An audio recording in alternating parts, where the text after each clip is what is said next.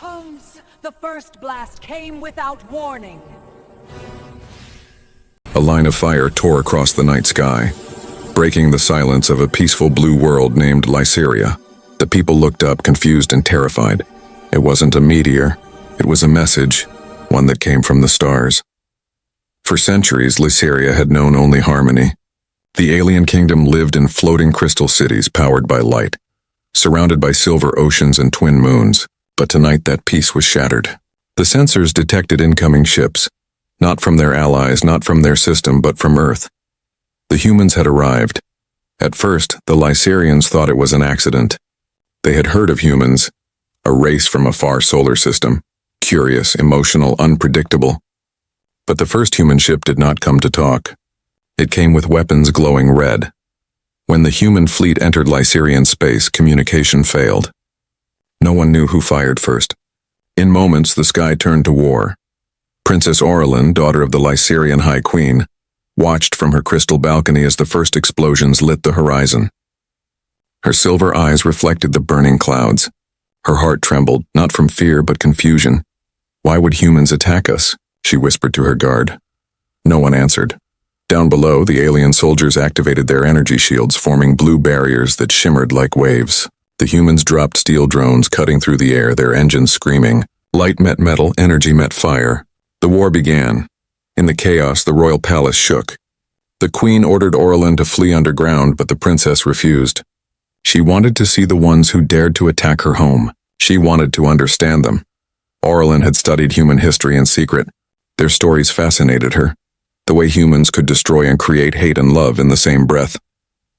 Lyserians were logical, calm, and precise, but humans were something else entirely. When the first human ship crashed near the edge of the Silver Forest, Auralyn disobeyed every royal command. She took her silver armor, covered her glowing skin, and went out with 2 guards to find it. The forest was burning when they arrived. Trees made of crystal were melting. The air smelled like iron and smoke. And in the middle of it all, she saw him, a human soldier. He was injured, his suit torn, his weapon lying a few feet away. His helmet cracked, showing a face she had never seen before. Pale skin, brown eyes filled with pain and fear. He wasn't attacking. He was trying to survive. Auralyn hesitated. She could have ordered her guards to finish him, but something in his expression stopped her. He wasn't a monster. He looked lost.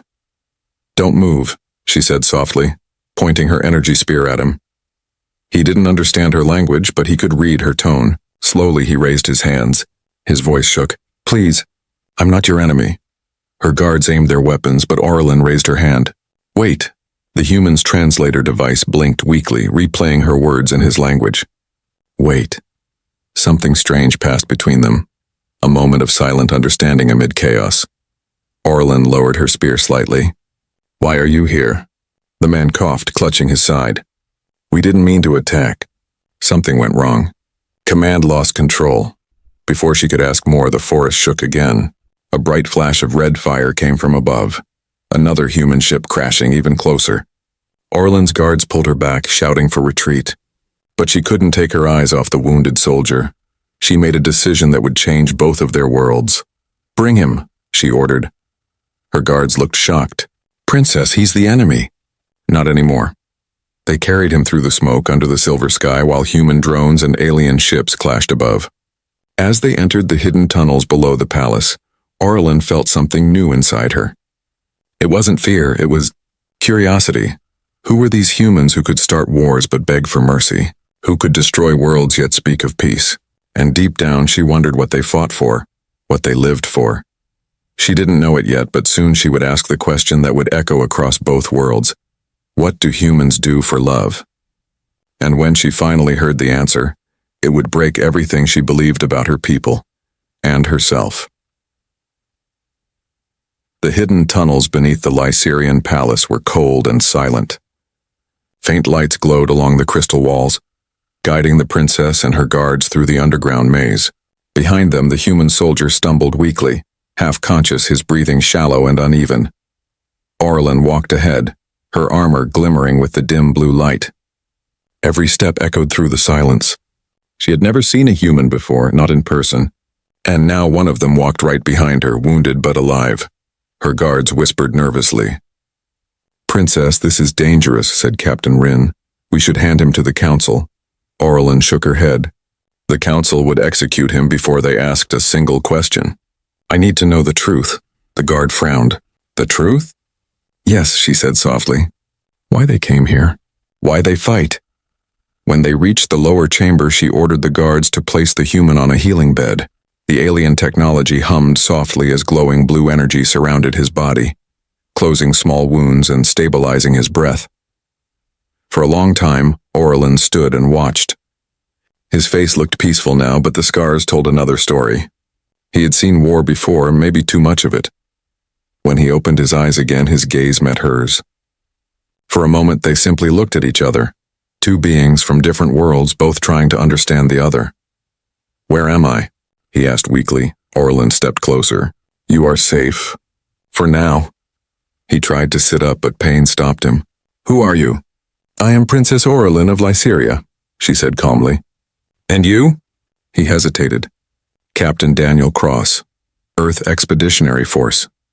Auralyn repeated his name quietly, trying to pronounce the strange human sounds. "Daniel," he nodded. "Why am I still alive?" She tilted her head. "Because I want answers. You said your people didn't mean to attack. I want to believe that." Daniel sighed, looking down. "We came to explore, to find new resources, new worlds. Our communication systems failed. The fleet panicked. Someone fired first." Auralyn frowned. "And that mistake started a war." Daniel nodded slowly. "Yes, it wasn't supposed to happen." Silence filled the room. Auralyn studied his face, searching for lies, but she saw only regret. "Your people kill so easily," she said quietly. "Do humans always answer fear with violence?" Daniel looked away. "Sometimes. Fear makes us stupid." Auralyn was surprised by his honesty. Lyserians never admitted weakness. But this human, he spoke like he carried the weight of his world. He looked back at her. "You didn't kill me." "Why?" Her voice softened. "Because I wanted to see for myself if humans are monsters or not." He gave a tired smile. "And what do you think now?" She didn't answer. Instead, she turned to the healing light. "Rest. You'll need your strength. The council will not be happy when they find out I'm hiding you." Daniel watched her leave. Something about her voice stayed in his mind. Calm, graceful, but filled with conflict. Hours passed. Outside the tunnels, the war continued. The sky roared with thunder and fire. Inside, Auralyn returned with a tray of glowing blue liquid. She placed it beside him. "Drink this. It will help you heal faster." Daniel took a sip. It tasted strange, like light itself. "You didn't have to help me." "I know," she said, "but I chose to." They sat in silence again. For the first time, Auralyn noticed the faint sound of rain outside. Acid rain falling over the palace dome. Daniel broke the silence. On Earth, when two sides fight, sometimes it's not because they hate each other. It's because they're afraid of being misunderstood. Auralyn looked at him. "And do humans ever stop fighting?" He smiled sadly. "Sometimes. For love." That word made her pause. "Love?" "Yes," he said softly. "It's when we care about someone more than ourselves. When we protect, forgive, even die for them." Auralyn blinked, trying to understand. Lyserians had respect, loyalty, and unity. But love? That was something she had only read about in human literature. "Your people fight for love?" Daniel chuckled weakly. "Some do, some forget how." Before Auralyn could ask more, the alarm lights turned red. The sound of boots echoed through the tunnels. Her guards rushed in. "Princess, the council knows. They're sending soldiers to seize the human." Auralyn turned sharply. "No, he's under my protection." "They'll execute you if they find him here," her guard warned. She looked at Daniel, whose eyes were wide with fear but also trust. Auralyn made her choice again. "Then we leave." She pressed her hand to the wall, revealing a secret path, an old escape tunnel leading to the outer cliffs. "Can you walk?" she asked. Daniel nodded weakly. "I'll try." Together they ran through the glowing tunnels, chased by the sound of approaching soldiers. The path opened to the edge of the cliffs where the twin moons lit the night. Auralyn helped Daniel onto a hovercraft and looked back one last time at her burning home. The princess who had never disobeyed now carried the enemy of her people. And she didn't even know why, but deep inside, something told her this human held an answer greater than war. The hovercraft rushed through the night, gliding above the glowing ocean. The twin moons of Lyseria shimmered on the water's surface, their light mixing with the fires burning in the distance. Behind them, explosions echoed from the royal city. The war still raged.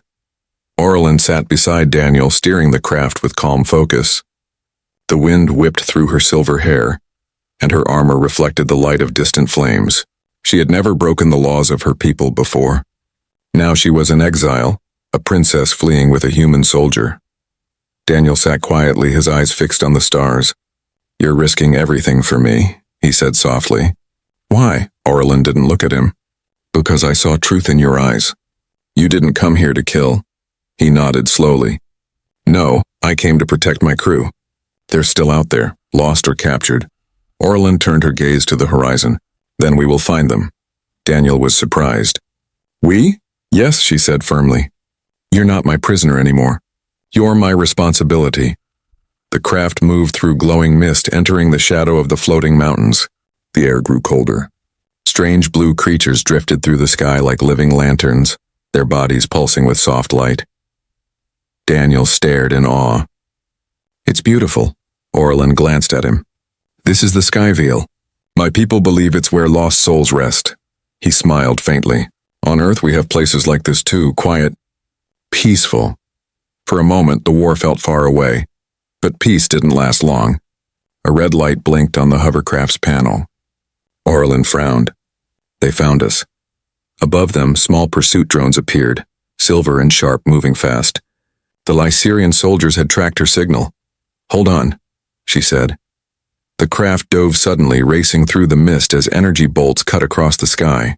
Daniel grabbed the edge of his seat, the wind roaring in his ears. One of the drones fired. The craft shook violently.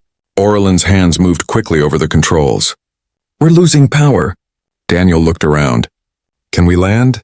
"Not here," she said. "There's only ocean below." The ship jolted again. Auralyn gritted her teeth. "Brace yourself." They plunged through the clouds and crashed into the waves with a blinding flash. The world turned blue and white, then darkness. When Daniel opened his eyes, he was underwater. The wreckage sank around him, bubbles rising like silver dust. He kicked upward, breaking the surface with a gasp. "Auralyn!" he shouted. He looked around desperately and then saw her floating nearby, unconscious.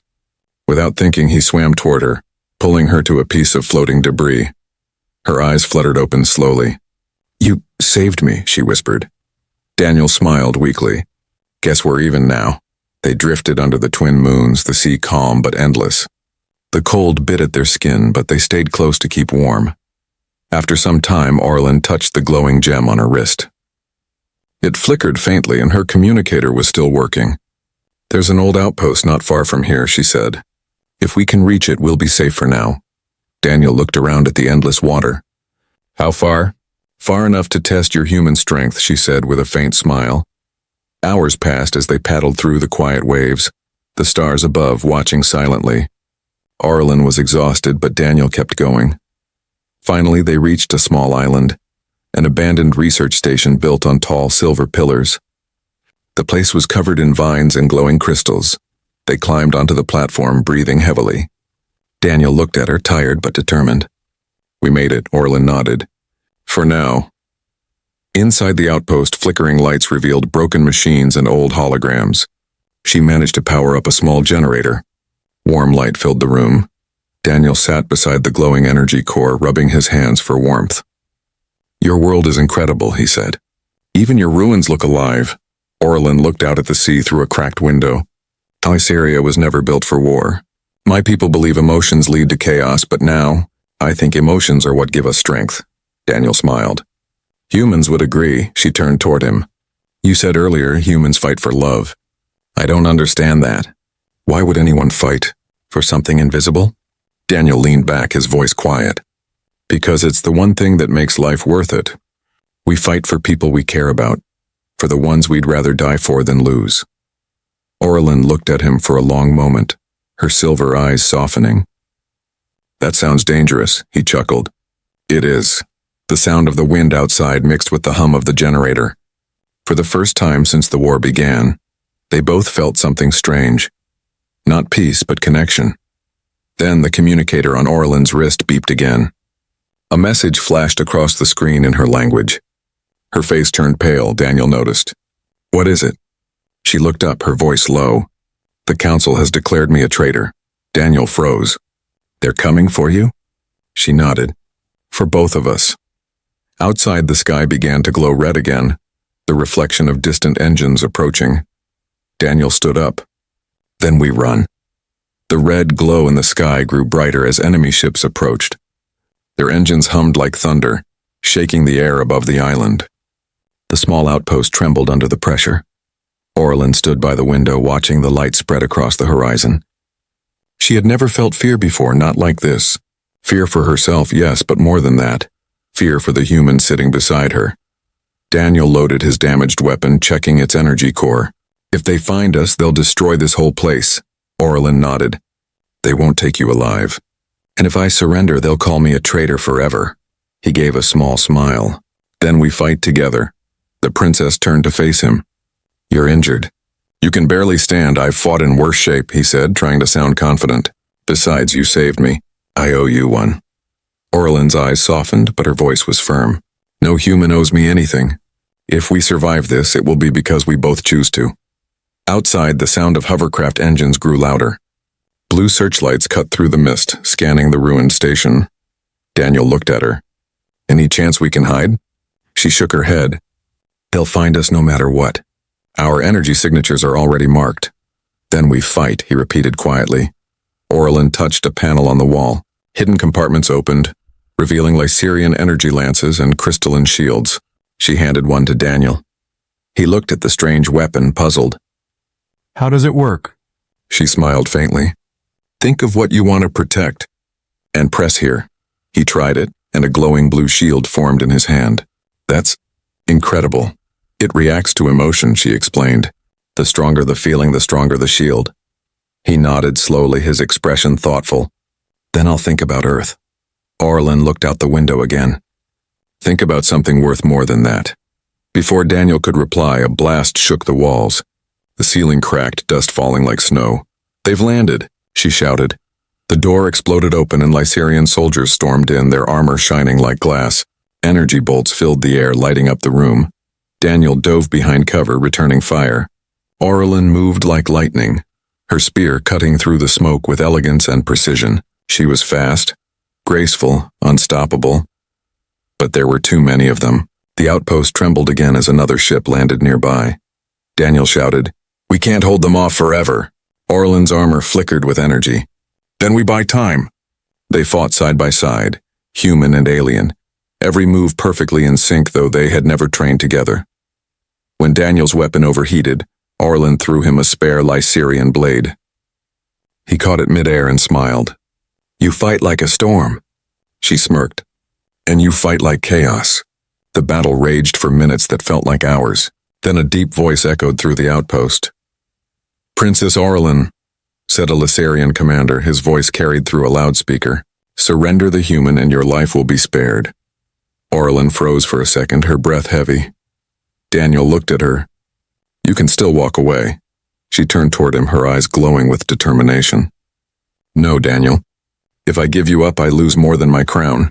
I lose myself. She stepped out from cover, her armor reflecting the red dawn light. I am Auralyn of Lyseria, she shouted. And I will not surrender to fear. The soldiers hesitated. Some lowered their weapons, unsure. The commander stepped forward, his expression cold. You've been poisoned by the human's lies. Maybe, she said softly. Or maybe I've been awakened by his truth.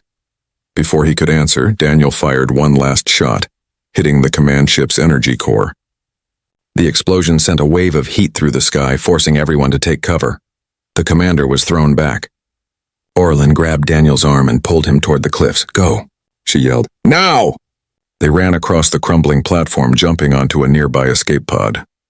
The door sealed and the engines roared to life. As the pod lifted off, Auralyn looked back at the island, her people's ships burning, her old life disappearing in the smoke. Daniel leaned back, exhausted. We're alive. For now. Auralyn didn't answer. She stared out the window, her reflection shining against the stars. He finally asked, Where do we go now? She turned to him, her voice quiet but sure. To the edge of Lyserian space, There's a place where no one will follow. Daniel nodded. And after that? Auralyn hesitated. Then, Captain Daniel Cross, you'll tell me everything about your world. About what humans do for love, he smiled faintly. Careful what you ask for, Princess. You might not be ready for the answer. She looked at him, curious, conflicted, alive in a way she had never been before. The war was still burning behind them, but between them something new had begun. Something fragile. Something powerful, something like love. The escape pod drifted through endless darkness. Stars stretched in every direction, like silver dust scattered across the black sea of space. Inside, silence filled the small cabin, broken only by the soft hum of the engines and the slow rhythm of two hearts beating from different worlds. Auralyn sat near the viewport, her gaze lost among the stars. For the first time in her life, she was far from home. No guards, no palace, no rules. Just a human soldier sitting across from her watching quietly. Daniel studied her face. She looked calm, but he could see the sadness in her eyes. You miss your world, he said softly. Auralyn nodded slowly. Yes, even after what happened. It was still my home, he leaned back. Homes are strange things. They hurt when you lose them. But sometimes leaving is the only way to find the truth. She turned to him. Is that what you did? Leave your home to find truth? He smiled faintly. Maybe, or maybe I was just running from it. Her silver eyes shimmered. Tell me about Earth. Daniel thought for a moment. It's loud, crowded, full of chaos and noise. But it's also beautiful. Oceans that glow under the moonlight, cities that never sleep, forests that smell like rain. And people who fight, love, and dream all at once. Auralyn listened carefully. Every word painted a picture she had never imagined.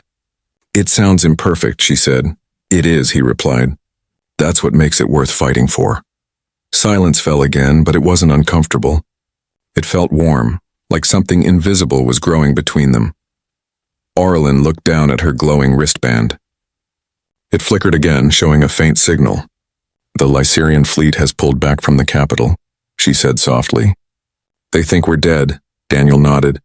That buys us time, she hesitated. Daniel, when you spoke of love before, you said humans fight for it. But how can something so fragile cause so much strength? He took a slow breath. Because love isn't just about feeling good. It's about choosing someone, even when it hurts. Even when everything tells you not to. Auralyn tilted her head. So love is a choice? Yes, he said. It's the most dangerous choice we can make. Her lips curved slightly, thoughtful. Then humans are brave. Or foolish. He laughed softly. Both, most of the time. She looked away, her expression softening. On Lyseria, love is forbidden. The council says emotion weakens reason. But after meeting you, I think they were wrong. Daniel's smile faded. You could lose everything for saying that. I already did, she whispered. The air inside the pod grew quiet again. Outside, a comet passed by, casting silver light into the cabin. It painted their faces, hers glowing blue, his warm and human. Then the calm broke. A red warning flashed on the console. Incoming transmission, unknown source. Auralyn's eyes widened. It's not Lyserian. It's human. Daniel leaned forward. Let me see it. The screen flickered and a face appeared. Tired. Familiar. Captain Cross, this is Commander Voss. We thought you were dead. The fleet scattered. We've been fighting off Lyserian drones for days. Where are you? Daniel's heart jumped. Voss, I'm alive. I'm not alone. I'm with someone. A Lyserian. The commander's eyes narrowed. What, you've been captured? No, Daniel said quickly. She saved me. The Princess of Lyseria. She's not our enemy. There was a long silence. Then Voss's voice grew cold. You realize what you're saying, Captain? You're defending the one responsible for this war. Daniel looked at Auralyn. She's not responsible. This war started because both sides were afraid. The commander's voice hardened. Fear or not, she's the enemy. Bring her in, Daniel. That's an order. Daniel's fists clenched. No, not this time. Voss leaned closer to the screen. Then you've betrayed your own kind. The signal cut off abruptly. The cabin went dark again, leaving only the hum of the engines and Auralyn's soft voice. He was your friend? Daniel nodded slowly. He was my commanding officer, and yes, my friend once. Auralyn's voice trembled slightly. He will come for us. I know. She looked at him. eyes filled with both fear and wonder. "Then why didn't you give me up?" Daniel took a deep breath. "Because love doesn't choose sides." She stared at him, her heart pounding. The words felt strange but beautiful. "You would risk your world." "For me," he met her gaze. "I already did." For a long time neither spoke. The stars outside burned brighter as if the universe itself was listening. Finally, Auralyn whispered, "Daniel, what happens if both our worlds find us?" He looked out the window, watching the stars blur as they passed another system. "Then maybe they'll finally learn what humans do for love." She smiled softly, though sadness lingered in her eyes. "And maybe they'll destroy us for it." He reached across the space between them and gently took her hand. "Then at least we'll go down proving them wrong." Outside, the stars stretched endlessly. But for the first time, Auralyn didn't feel lost in them. She felt human, and somewhere deep inside her she knew the real war hadn't ended. It was only changing shape. The stars outside the pod were no longer peaceful. They burned red with warning lights and war signatures. Both fleets had found them. Two great armies, one from Earth, one from Lyseria, closing in on a single tiny ship drifting between them. Auralyn stared at the radar, her heart racing. "They've found us. Both sides." Daniel tightened his grip on the controls. "They're going to destroy us if we don't talk fast." The screen lit up with two holograms, the Lyserian High Council and Commander Voss from the human fleet. Their faces appeared side by side, cold and determined. "Auralyn of Lyseria," said the Council's voice, sharp as glass. "You have betrayed your people. Surrender the human and your death will be swift." Then Voss spoke. "Captain Cross, you've disobeyed a direct order. Hand over the alien and return to the fleet immediately." Both commands echoed at once. Two sides demanding 2 lives. Auralyn looked at Daniel. "They will not listen," he nodded slowly. "Then maybe we stop listening too." The Council's voice rose again. "You stand between two great powers, Princess. Do you think one fragile emotion can end a war?" Auralyn stood tall, her voice steady but filled with fire. "You fear what you don't understand. Humans fight because they feel. We hide because we don't, but love is not weakness. It's the one thing both our races forgot." The Council murmured in anger. Voss slammed his fist on his console. "Enough of this. You're risking the entire peace treaty, Daniel." Daniel looked straight into the camera. "Peace built on fear isn't peace. You taught me to follow orders, sir. But this time I'm following my heart." The connection flickered. Missiles locked from both fleets. Alarm screamed inside the small pod. "They're going to fire," Auralyn shouted. Daniel's hands moved fast over the controls. "Then we show them what love looks like." He flipped the ship into manual override and steered directly between the two fleets. "Daniel, what are you doing?" She cried. "Making them see us," he said. "If they destroy us, they'll destroy everything they claim to protect." Auralyn's eyes widened. "You're insane," he smiled faintly. "You said humans are both brave and foolish." "Guess you were right."